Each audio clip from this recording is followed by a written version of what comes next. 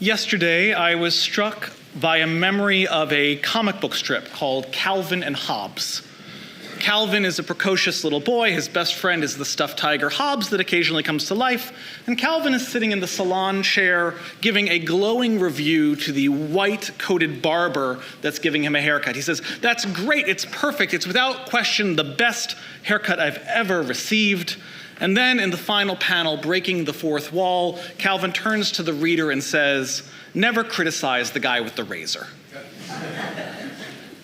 That was the memory of this comic that came to me and the timing here is important.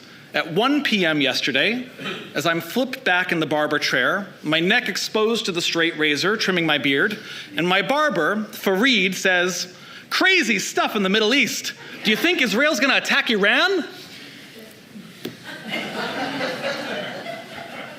Fareed has been my barber for all 3 years now that my family has lived in Toronto. He doesn't just know that I'm Jewish, he knows I'm a rabbi, he knows I've lived in Israel. And after October 7th, on my very first tenuous, trepidatious trip back into his shop, he re-broke the ice by grabbing me and giving me a hug, and then handing me an espresso and asking if the people I knew in Israel were all right. And then Espresso turned to condolences and he said, "That regime is crazy, man. They and Hamas, they all have to go." He would know. As an Iranian living abroad for nearly 2 decades, one of Fareed's favorite subjects from the barber chair right after traveling the world is Middle Eastern politics, the Ayatollah's regime, and his push and pull with the land, but not the nation, of Iran. "I want to go home," he says. "I want to see my parents, to see my nephews and my nieces. I want to have some home-cooked food. I want to chat with the neighbors that I grew up with. I want to meet their children." To see his family, normally Fareed meets his aging parents in Istanbul, and he pays for them to fly there and back, which even for the most accomplished barber is a pretty hefty expense. And while vacation with his parents is nice, it's not the same as going to the home he grew up in, the little village in northern Iran. He's all too aware that should he return to see his family, his ability to leave Iran again, to return to Canada, which is home, which he is a citizen of this good nation, that would be entirely dependent on whether or not his name has ever been added to a blacklist during the roughly 20 or so years that he has been away.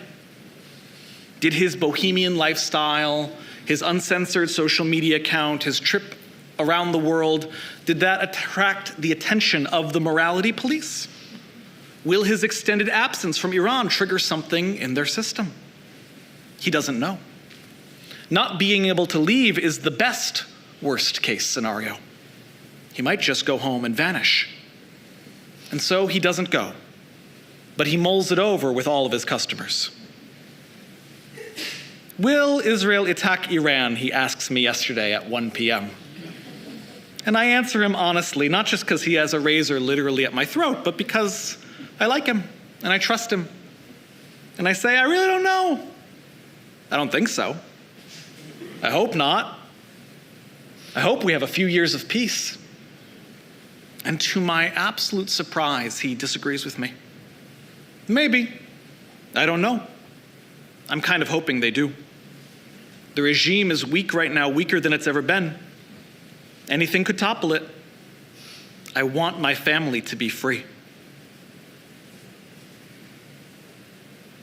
Only 24 hours later, it's still too early to be efficient, to be accurate, to review the what and the how and even the overall effectiveness of Israel's preemptive strike on Iran and its nuclear program. We know that many of the Ayatollah's top military officials and their nuclear scientists were targeted and eliminated in the opening salvo.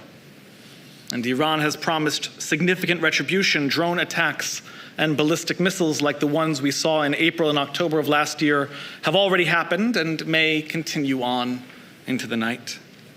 Israelis tonight are sheltering in place for Shabbat rather than attending synagogue or sitting on the beach or eating a meal with their family, or dancing.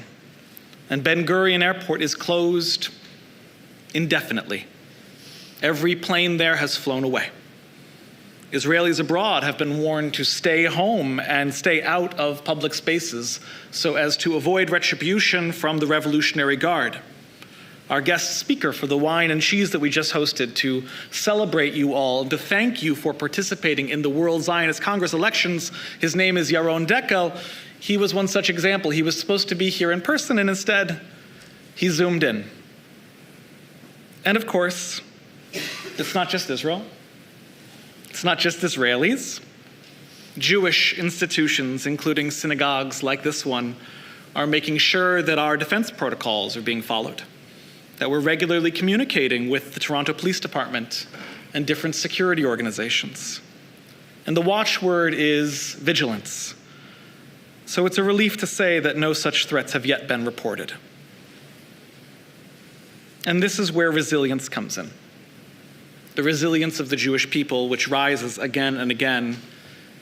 It's a week and a half after a radicalized anti-Semite in Colorado threw homemade Molotov cocktails at Holocaust survivors. And it's less than a month after a gunman for Gaza murdered 2 people who were walking out of a peace event. And so, what do? We live. And we don't allow the very real threat of the next attack from stopping us from living our lives. Jewish schools still open today, although the children had to play inside. And if you went to the JCC, all the classes and amenities, they were there as usual.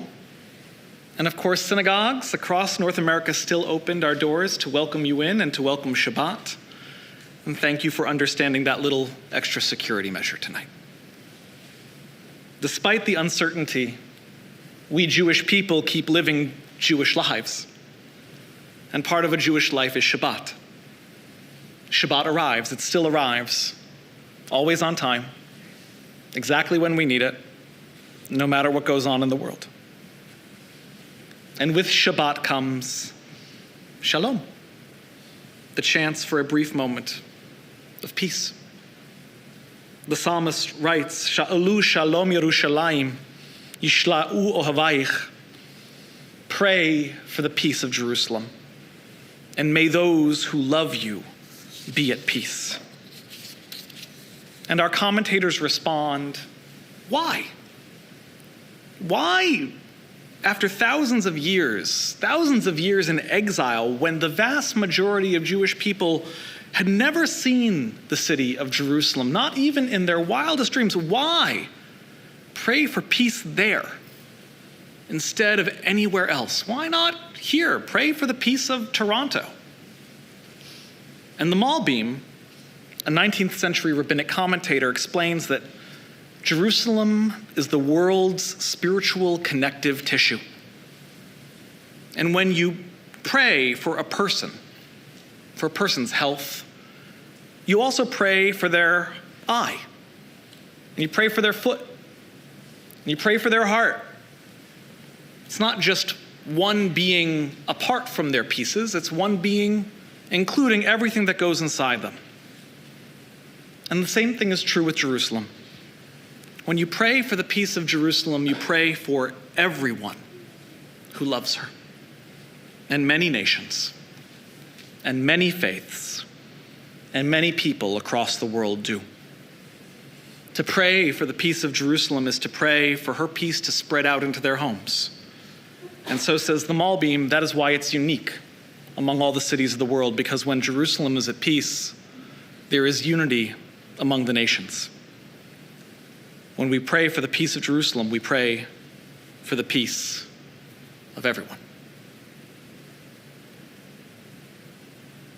I'll close where I began. I texted Fareed this morning. Is your family safe? Can you believe we were just talking about this? And he responds immediately, I know, man, it's crazy. Prayer hands emoji. My family is all good. Thank you for asking. And then I see the little dots that come up when someone's writing something to you, but they haven't sent it yet. And then the dots go away, and then the dots come back. And I know he's writing something from the heart, something that is taking him an extra minute to put into words. And then it comes in. let's hope that Iran changes for the good after this. Tonight we pray for the peace of Jerusalem. And we are grateful for the peace of Shabbat. And we pray for the people of Iran who want to be free. And I pray that my friend Fareed, that his wishes for his country are heard in heaven and on earth. And may all these things change for the good. Shabbat Shalom.